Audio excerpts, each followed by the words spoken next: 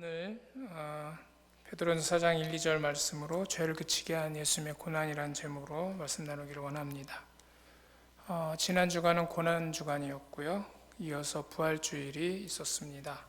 그래서 오늘 예수님의 고난 받으심이 우리에게 또 어떤 의미가 있는지 다 알고는 있지만 다시 한번 확인하기를 원하고요. 한번 살펴보기를 원합니다. 오늘 본문 말씀을 보면은 첫 번째, 그리스도께서 이미 육체의 고난을 받으셨다 말씀하십니다. 예수님은 우리가 보통 말할 때 고난의 주님이시다 이렇게 말씀합니다. 예수님은 하나님의 아들이시고 삼위일체 하나님이시지만 이 땅에 사람으로 오셨고요. 어찌 보면 고난받기 위해서 이 땅에 오신 것이죠. 우리가 다 알다시피 십자가의 고난을 받으셨습니다. 십자가형은 원래 죄인, 그것도 극악무도한 가장 심한 죄인이 받는 형벌이었지만 예수님께서는 죄가 없으심에도 불구하고 그 십자가 형벌을 받으셨습니다. 보통 십자가 형벌은 먼저 그 채찍질을 통해서 사람을 거의 이제 죽기 전까지 만든 상태에서 십자가를 지고 가게 하고, 그리고 그 십자가에 매달려서 서서히 죽어가게 만드는, 극심한 고통 속에서 죽어가게 만드는 정말 잔인한 형벌입니다. 그 예수님께서는 그러한 극심한 고난에, 정말 고통의 그 십자가를 6시간 동안 매달려 계시다가 돌아가셨습니다. 예수님께서 받으신 고난, 그 십자가의 고난 그 전후를 보면 여러 가지 그 고난들을 우리가 생각해 볼 수 있는데요. 먼저 다 아시는 바와 같이 제자인 가롯 유다의 배신, 그것도 예수님이 당하신 고난에 들어간다고 볼 수 있겠죠. 제자로부터 배신을 당했으니까요. 그리고 겟세마네 동산에 가서 제자들에게 정말 같이 함께 기도해 주기를 바랬지만 여지없이 그 기대를 저버리는 제자들의 실망스러운 모습들을 주님은 볼 수밖에 없었습니다. 그리고 마치 강도 취급을 받으시면서 체포되셨고요. 아끼는 제자 베드로가 3번이나 부인하는 모습을 지켜볼 수밖에 없으셨습니다. 그리고 저녁에 붙잡혀서 다음 아침까지 이리저리 끌려다니면서 재판을 받으셨죠. 다 아시다시피 예수님은 재판받으실 분이 아니고 오히려 재판하실 분이셨지만은 그 밤새 저녁부터 시작해서 새벽까지, 아침까지 이리저리 끌려다니면서 재판을 받으셨습니다. 이번 고난주간에 금식을 하면서 문득 그런 생각이 들더라고요. 예수님께서 제자들과 마지막 성만찬을 하신 후에 십자가 못 박아 죽기까지 식사하지 못하신 것이 문득 생각이 나더라고요. 정말 마지막 만찬이었구나. 제자들과 함께 나누는 그 만찬이, 그런 생각이 들더라고요. 예수님은 그렇게 밤에 마지막 만찬을 하시고 아침까지 계속해서 고난당하신 그 모습이 있습니다. 그리고 채찍질 당하셨고요. 채찍질 당하는 것은 여러분 아시는 바와 같이 그냥 채찍질이 아니라 정말 죽기 일보 직전까지 가는 심한 채찍질이었고요. 그리고 로마 군인들로부터 조롱을 당하셨습니다. 그리고 십자가를 지고 골고다 언덕까지 가셨는데 이미 몸이 완전히 채찍질 당하고, 그리고 밤새 재판받고 했던 그런 상태였기 때문에 너무 지쳐 있었고요. 우리가 알다시피 예수님은 그 십자가를 지고 올라갈 수 없을 정도였고요. 그렇게 힘들게 골고다 언덕에 가셔서 십자가에 결국은 못이 박히셨고 6시간 동안의 고통을 겪으셨습니다. 과학자들이 연구한 바에 의하면 그 십자가에 매달려 있을 때의 고통이라는 것은 우리가 상상할 수 없는 고통이라고 합니다. 매달려 있다 보면 몸이 처지게 되고요. 처지다 보면 숨을 쉴 수가 없게 되는데, 숨을 쉬기 위해서 발에 힘을 주거나 팔에 힘을 줘서 이제 몸을 끌어올려야 되는데, 그렇게 되면 못 박힌 손과 발에 고통이 가해지고요. 그것 때문에 다시 몸을 이렇게 처지게 만들 수밖에 없는 그런 반복의 연속이라고 합니다. 그래서 숨 쉬는 것과 또 숨 쉴 수 없는 그 고통과 또 몸이 아픈 그 고통이 계속해서 지속되는, 반복적으로 지속되는, 그러면서 피 흘리면서 점점 죽어가는 그 고통의 시간이었습니다. 그 시간을 6시간이나 십자가에 매달려 계셨던 것이죠. 그리고 그 와중에서도 계속해서 사람들은 예수님을 향하여 조롱하고 비난을 퍼부었습니다. 그 모습을 지켜볼 수밖에 없었던 그런 예수님의 고난의 시간이었습니다. 오늘 본문은 예수님께서 그 고난을 받으셨는데 육체의 고난을 받으셨다 말씀하십니다. 예수님께서는 육체가 되셨죠. 우리와 동일한 육체가 되셨습니다. 어떤 사람들은 예수님은 좀 특별한 분일 거라고 생각을 하는 사람들이 있습니다. 그래도 하나님이시니까 예수님이 사람이 되셨어도 약간 초인적인 그런 사람이 아니었을까라는 식의 생각을 하는 것이죠. 그러나 성경을 부분 살펴보면 배고프셨고요. 그리고 피곤하셔서 주무실 수밖에 없었고요. 그런 모습들을 보면 예수님은 결코 초인의 모습이 아니라 우리와 동일한 그런 육체를 가지신 분이셨습니다. 정말 완전한 사람이셨죠.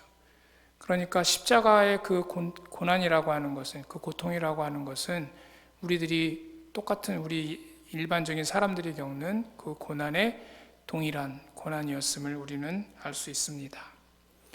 그런데 사실은 그 고난은 우리가 겪는 고난보다 더 큰 고난일 수밖에 없었죠. 왜 그러냐면 예수님은 동일한 육체를 가지신, 그래서 그 육체의 고통이 고스란히 느껴지시는 분이었음과 동시에 우리가 알다시피 예수님은 하나님이셨거든요. 그래서 그 고난을 충분히 자기의 크신 그 권능으로 거부할 수 있는 그런 힘이 있으셨습니다. 우리가 보통 이제 어떤 고난에 처해질 때 우리의 힘으로 어찌할 수 없을 때에는 그냥 어떻게 보면 자포자기식으로 그 고난을 받아들일 수밖에 없거든요. 거의 피할 방법이 없으니까요.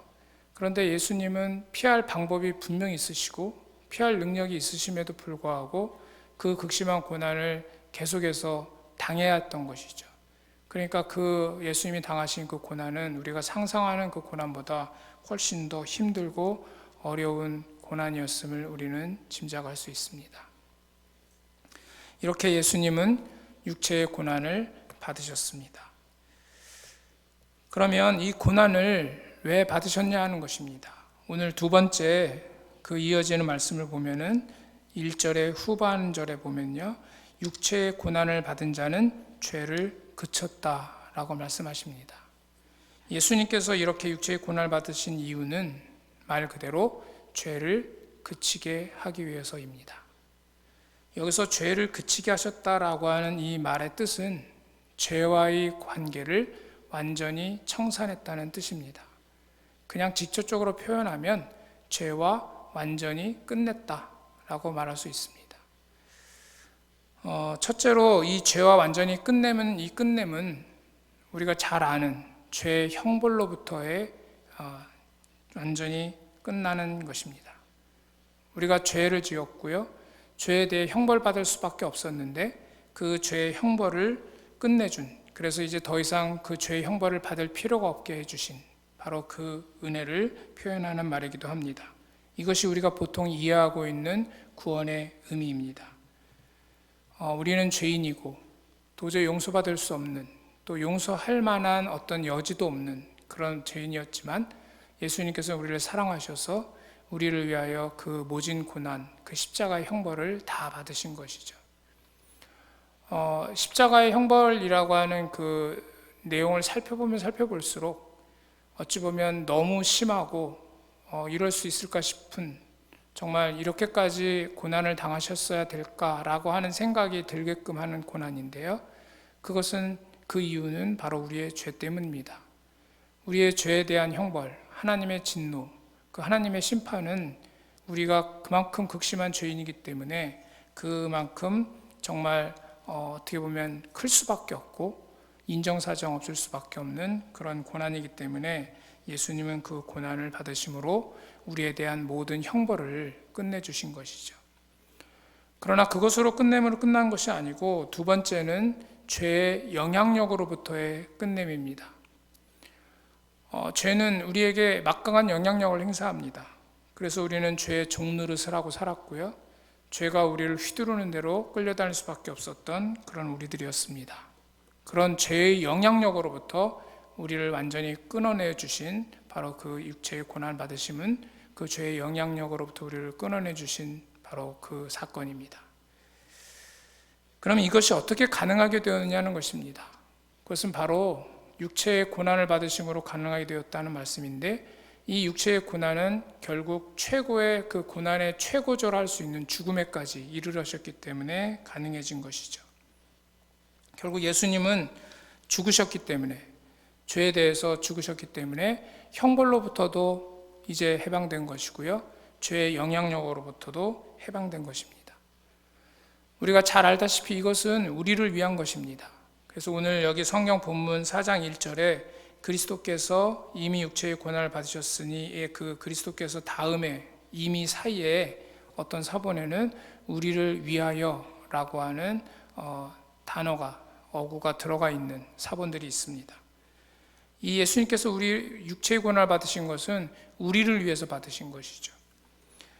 우리로서는 할 수가 없어요. 우리는 죄를 그칠 수가 없습니다. 우리의 힘으로는 죄로부터 죄의 형벌을 끝낼 수도 없고요, 또 죄의 영향으로부터도 벗어날 수가 없어요. 그런데 예수님께서 그 일을 우리 대신 해주신 것이죠. 어찌 보면 우리가 죄에 대해서 죽으면 되는데 그조차도 우리가 할 수 있는 영역이 아니거든요. 그래서 예수님께서는 우리를 대신하여 죽으셨고요, 그래서 우리가 할 수 없는 죄와 그 관계를 끝내는 그 일을 주님이 이루어 주신 것이죠. 그래서 우리가 받아야 할 고난을 주님께서 대신 받으심으로 말미암아 우리가 죄에 대해서 관계를 완전히 청산할 수 있도록 그렇게 만들어 주신 겁니다. 그래서 오늘 본문 1절 후반절에 육체의 고난을 받은 자는 죄를 그쳤음이니라고 할 때 그 육체의 고난을 받은 자라고 하는 이 대상이 누구냐 하면 바로 우리가 되는 것이죠. 우리가 육체의 고난을 받은 적은 없지만 우리는 육체의 고난을 받은 자가 된 것입니다. 주님이 육체의 고난을 대신해서 받으셨기 때문에요. 그래서 이거를 여러 번역판 성경에서는 다양하게 표현을 하는데요, 바른 성경이라고 하는 번역판에서는 이렇게 표현합니다. 육체로 고난을 받은 자는 누구나 죄에서 단절하였으니. 새 번역에서는 이렇게 번역을 합니다. 육신으로 고난을 받은 사람은 이미 죄와 인연을 끊은 것입니다. 쉬운 성경은 이렇게 번역을 하고 있어요. 고난을 겪은 사람은 죄와 관계를 끊은 사람입니다. 우리는 죄와 단절했고요, 죄와 인연을 끊었고요, 그리고 죄와 관계를 끊었다라고 말씀하십니다. 더불어서 이 육체의 고난을 받은 자가 죄를 그쳤다라고 할 때 이 의미 속에는 약간 다른 의미가 또 들어있는데요. 그건 뭐냐면 고난을 받는 사람은 고난을 받게 되면 죄를 그치게 되는 유익이 있다는 것입니다. 여러분 아마 경험해 보셨겠지만 고난은 정말 힘들고 어렵고 당하기 싫은 것이지만은 우리 보통 그리스도인들이 또 그리스도인이 아니더라도 고난을 당하게 되면 죄를 돌이켜보게 되고요, 내가 혹 무슨 죄가 있는지 살펴보게 되고요, 그리고 회개를 하게 되는 모습들을 보게 됩니다. 그리고 죄를 멀리하게 되죠. 저도 작년에 아프면서 그런 일이 계속 반복됐습니다. 아플 때마다 혹시 나에게 부족한 점이 뭐가 있는지 돌아보면 얼마나 많겠어요? 나의 죄도 돌아보면 얼마나 많고요, 옛날에 지은 죄 막 생각이 막 나더라고요. 그런 것들을 주님 앞에 고백하면서 하나하나 돌이켜보고 살펴보고 그러면서 하나님 앞에 회개하고 그런 시간들의 연속이었습니다. 그 고난의 시간들을 통해서 결국은 죄와 더 멀어지게 되는, 죄와 끊어지게 되는 그런 시간들을 갖게 되었습니다. 여러분 아마 경험해 보셨을 것입니다. 그것이 바로 육체의 고난을 받은 자는 죄를 그쳤다라고 하는 그 말 속에 들어있는 의미가 그것입니다. 그래서 현대어 성경이라고 하는 게 있는데요, 거기서는 이렇게 번역을 합니다. 1절의 번역인데요, 그리스도께서는 고난을 받으시고 고통을 겪으셨습니다. 그러니 여러분도 그분과 같은 각오로 언제 어떤 고난이 닥쳐오더라도 견디어낼 수 있도록 마음의 준비를 해두십시오. 여러분의 육체가 고난을 받을수록 죄악은 그 힘을 잃어버린다는 사실을 기억하십시오. 이렇게 번역을 하고 있습니다. 고난을 받을수록 그 죄는 힘을 잃고 죄로부터 멀어질 수 있는 유익이 있다는 것이죠. 자, 이렇게 예수님은 육체의 고난을 받으심으로 말미암아 우리를 죄와 관계가 끊어진 자로 살게 해주셨는데요. 바로 죄를 그쳤다라고 하는 그 의미가 뭔지 좀 더 살펴보기를 원합니다. 그 내용은 2절에 이어져 나옵니다. 2절을 보시면은요, 그 후로는 다시 사람의 정욕을 따르지 않고 하나님의 뜻을 따라 육체의 남은 때를 살게 하려 함이라 말씀하십니다. 여기에 죄를 그치는 것이 무엇인지 실제적인 내용이 나오는데요. 첫 번째는 소극적인 의미에서 다시 사람의 정욕을 따르지 않는 것이다. 그리고 적극적인 의미에서 하나님의 뜻을 따라 살아가는 것이다 라고 가르쳐 주십니다. 이 내용이 어떤 내용인지는 설명할 필요가 없기 때문에 말씀드리지 않겠습니다. 소극적으로는 정욕을 따르지 않고 사는 것이고요, 적극적으로는 하나님의 뜻을 따라 사는 겁니다. 그런데 어떻게 그렇게 할 수 있느냐라고 하는 거죠. 그 방법은 1절에 다시 나옵니다. 1절의 중간에 보시면 너희도 같은 마음으로 갑옷을 삼으라. 이 내용은 예수님께서 이미 육체의 고난을 받으셨는데, 예수님께서 십자가에 못 박혀 죽으셨는데, 그 십자가에 못 박혀 죽으신 그 예수님을 보고 그 너희들도 같은 마음으로 갑옷을 삼아라. 그러면 다시 사람의 정욕을 따르지 않고 하나님의 뜻을 따라 살게 될 것이다 라고 가르쳐 주시는 것이죠. 여기 주목할 점은 우리가 죄를 그치는 게 아니라는 겁니다. 여기 같은 마음으로 갑옷을 삼으라라고 하는 이 말씀은 우리가 죄를 그치는 어떤 힘이 있어가지고 더 이상 이제 죄를 짓지 않는 그런 관계로 나아갈 수 있는 것이 아니고, 예수님께서 이루어 놓으신 사역이죠. 죄를 그치는 사역은 이미 예수님께서 이루어 놓으신 사역인데, 그 사역을 받아들여서 그 마음을 갖는 그것이 바로 방법이다라고 가르쳐 주시는 거죠. 그런 의미에서 이미라고 하는 이 단어가 갖고 있는 그 중요성이 있습니다. 이미 예수님은 육체의 고난을 받으셨다는 것입니다. 우리는 육체의 고난을 받지 않았지만 예수님께서 이미 육체의 고난을 받으셨고, 그렇기 때문에 우리는 육체의 고난을 받은 자가 이미 되었다라고 하는 말씀이기도 합니다. 결국 예수님께서 우리 대신 육체의 고난을 이미 받으셨기 때문에 우리는 육체의 고난을 받지 않았지만 육체의 고난을 받은 자처럼 살 수 있게 됩니다. 그것이 예수님께서 우리에게 해주시는 구원의 사역이죠. 불교나 이런 데서는 마음의 수양을 통해서 우리가 지금 말씀에 나오는 대로 정욕대로 살지 않는, 불교에서 얘기하는 인간의 어떤 더럽히는 그런 온갖 정욕들이 있거든요. 그것들을 불교에서도 그쳐야 된다라고 가르칩니다. 그런데 그 그치는 방법은 뭐냐면 마음의 수양을 통해서 하는 거예요. 자기가 해야 되는 것이죠. 그러나 예수님께서는 우리가 할 수 없기 때문에 예수님께서 해주시고, 그것을 우리가 믿음으로 받아서 마음의 갑옷처럼 무장할 수 있도록 은혜를 베풀어 주시는 것입니다. 그럼 어떻게 우리가 그 예수님께서 당하신 그 육체의 고난의 그 사역, 죄를 그치는 그 사역이 바로 우리의 것으로 적용될 수 있느냐라고 하는 겁니다. 그건 오늘 성경에서 막 가르쳐 주는데도 너희도 같은 마음으로, 그것을 같은 마음으로 마음의 무장인데, 그것은 결국 로마서 6장에서는 우리 잘 아는 말씀이죠. 우리가 죄에 대해서는 죽은 자고 그리스도 예수 안에서 하나님을 대하여는 산 자로 여기는 것, 그 여기는 그 자세, 그 마음, 그것이 바로 예수님의 구원 사역이 우리의 것이 되는 그 키라는 것을 가르쳐 주십니다. 그것이 바로 무장할 수 있는 하나의 방비책이 되고요. 그래서 갑옷이라는 말씀으로 표현하고 있습니다.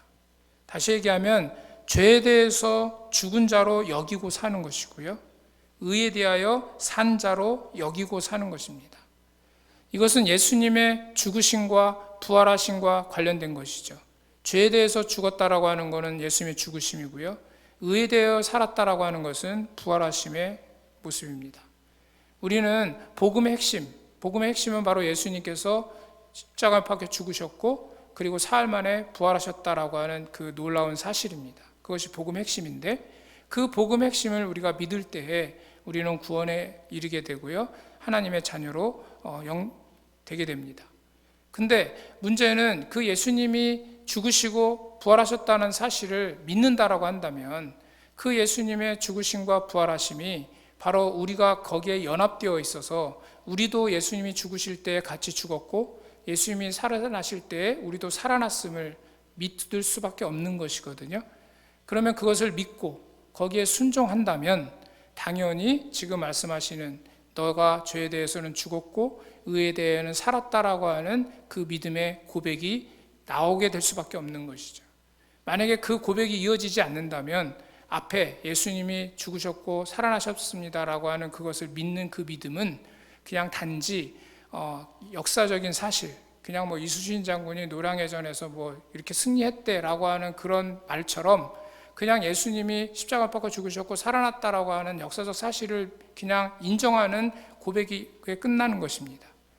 그것이 정말 인격적으로 나에게 이루어진, 예수님께서 이루어진 구원 사역의 그 구원의 핵심임을 믿는 그 참된 믿음의 고백이라면, 그래서 내가 그 예수님과 연합되어서 죄에 대해서 죽고 의에 대하여 삶으로 말미암아 구원받았다라는 그런 믿음의 고백이라면, 지금 말씀하시는 대로 내가 죄에 대해서 죽은 자로 여기고 내가 의에 대하여 산 자로 여기는 그 여김은 당연히 이어질 수밖에 없는 믿음과 순종의 표현이고 자연스러운 결과라고 하는 것입니다. 바로 그러한 믿음의 고백을 우리가 뭘로 표현을 하냐면 물세례로 표현합니다. 물세례를 받음으로써 나는 예수님과 함께 십자가에 못 박혀 죽고 나는 예수님과 함께 다시 살아났습니다. 나는 죄에 대해서 죽은 자고 이제 하나님을 향하여 살아가야 되는, 의에 대하여 살아난 자입니다 라고 하는 것을 고백하고 하나님 앞에 표현하는 것이죠.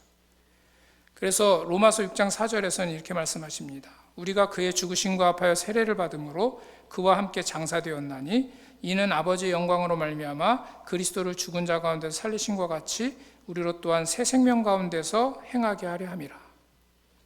바로 그 물세례를 우리가 받을 때에 우리는 성숙한, 그야말로 이제 제대로 된 신자임을, 성도임을 우리는 인정합니다. 왜 그러냐면 바로 그 세례라고 하는 것 속에 담겨져 있는 내용이 그 내용이기 때문이죠. 이제 나는 죄에 대해서 죽고 의에 대하여 산 자로, 나는 이제 세상과 죄로 죄 가운데 살지 않고 정말 나는 이제 하나님을 향하여 살겠습니다라고 하는 믿음의 고백이기 때문에 그렇습니다. 그런데 여기서 우리가 잊지 말아야 될 것은 물세례는 그러한 믿음의 표현인데 사실은 물세례 이전에 있는 진짜가 있습니다. 진짜라는 표현이 조금 애매한 표현인데요. 그것은 바로 뭐냐면 우리가 잘 알고 있는 성령 세례입니다. 바로 죄에 대해서 죽고 의에 대하여 살게 되는 그 놀라운 구원의 역사, 예수님이 우리 대신 십자가에 못 박혀 죽으시고 살아나셨는데 그 예수님의 죽으심과 살아나심이 어떻게 내 것이 되느냐는 것입니다. 그냥 그거 내 거예요 라고 해서 되는 것이 아니고 그것은 바로 성령의 역사로 말미암아 우리 안에 이루어지게 된다는 것이죠. 그것이 성령 세례입니다. 성령 세례로 말미암아 우리는 죽은 자가 되고 산 자가 되고 그 놀라운 변화가 일어나게 되는 것이죠.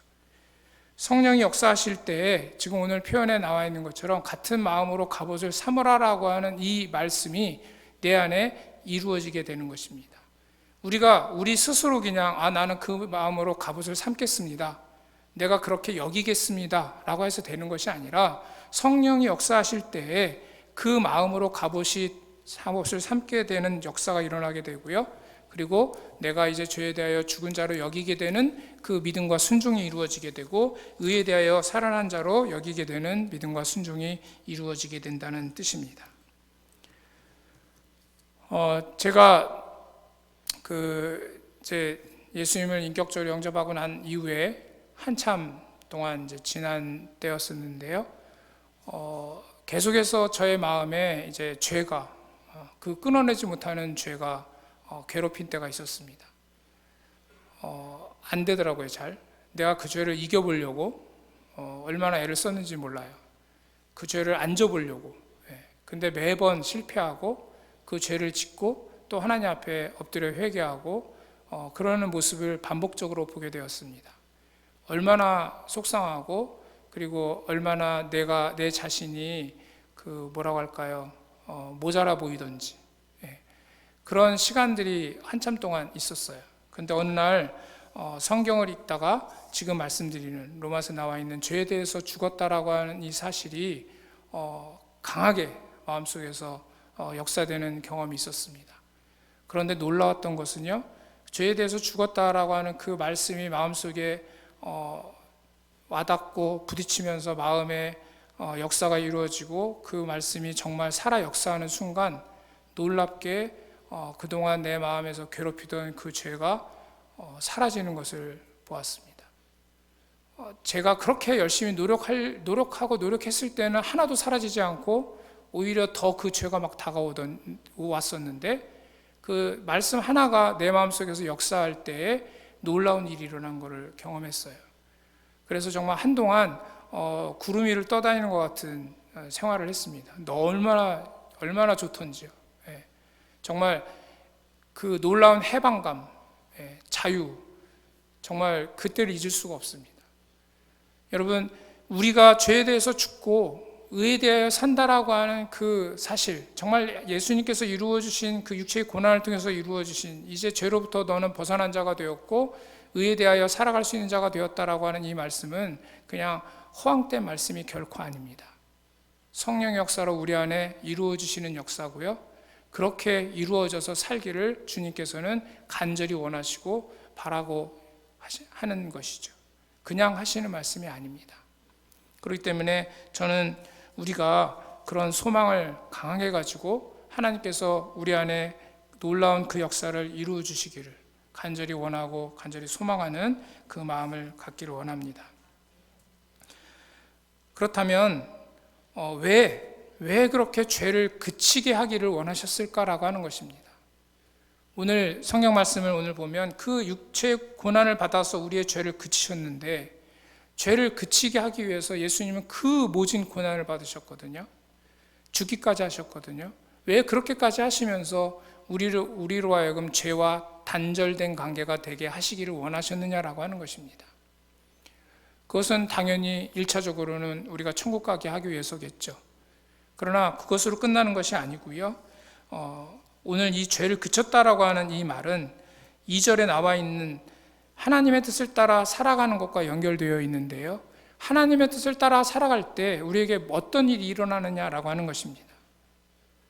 하나님의 뜻을 살아갈 때 그것을 성경적으로 표현한다면 요한복음의 포도나무의 비유에 나와 있는 것처럼 열매들이 맺혀진다는 것입니다. 하나님을 따라 살아갈 때 풍성한 열매가 맺혀지는 삶을 우리는 누릴 수 있습니다. 그것을 방해하는 것은 당연히 정욕대로 살아가는 죄입니다.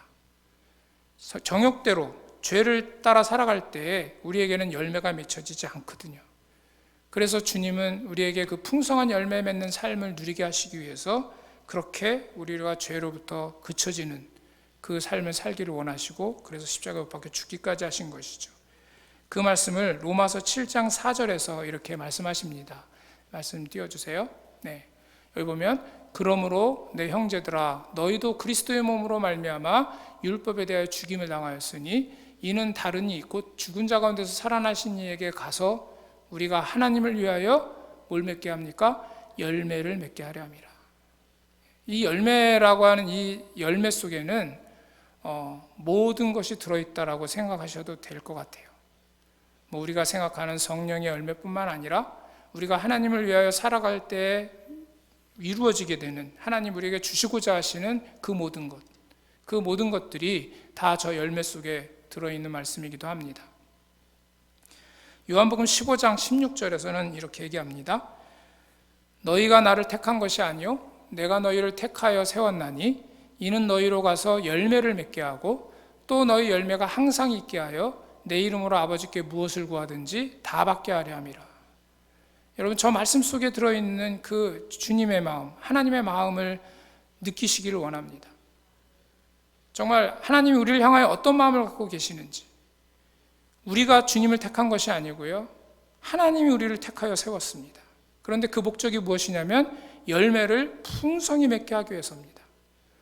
그냥 단순히 지옥 가지 않도록 천국에 가도록 구원해 주시기 위해서만이 아니라 정말 우리가 풍성한 열매를 정말 주님을 따라 살아감으로 말미암아 하나님의 뜻을 따라 살아감으로 말미암아 놀라운 그 열매들, 정말 하나님 우리에게 주시고자 하시는 그 모든 좋은 것들, 그것들을 풍성히 누리게 하시기 위해서라고 하는 것이죠.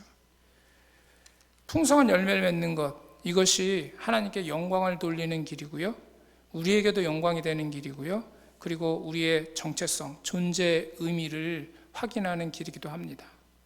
따라서 열매를 맺는다면 우리는 행복할 수밖에 없어요. 왜냐하면 우리가 우리의 존재의 의미를 되찾기 때문입니다.